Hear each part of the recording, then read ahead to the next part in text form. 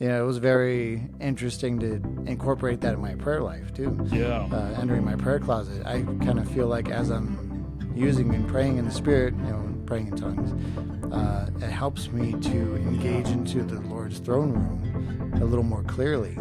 I actually feel the presence more, even during worship. When we sing and praise in tongues also. Now, as far as I know, Rabbi Shul Paul says that there's a way to do it, and I think one of the putting off misconceptions about tongues too is that there's certain groups that will practice it out there as to where they're wailing and shouting and doing all of these other really flamboyant, loud, and expressive ways. But I think Rabbi Shul actually asks or tells you to take it in a more of a personable, more quiet way of doing it. Yeah, when we speak in tongues, the word tells us that we're speaking to God. It's you speaking to God. And that goes back to what Paul says in Romans chapter 12.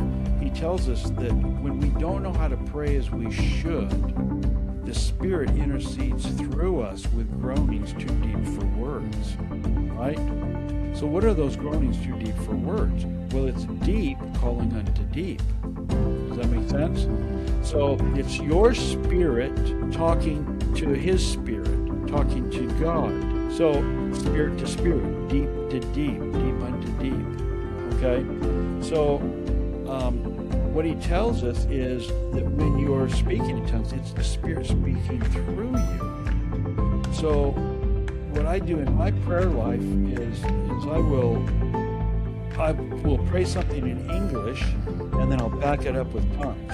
Now the reason I do that is because the Word tells us if we ask anything according to His will, well, I've got to be honest with you. Much of the time when I pray, I'm not sure whether I'm praying His perfect will or not.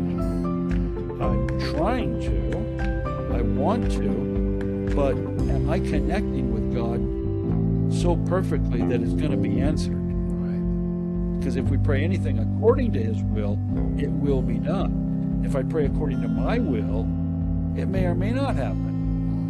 And if we're honest with ourselves, that's where we live most of the time. So I'll pray in English, and then I'll start praying in the Spirit.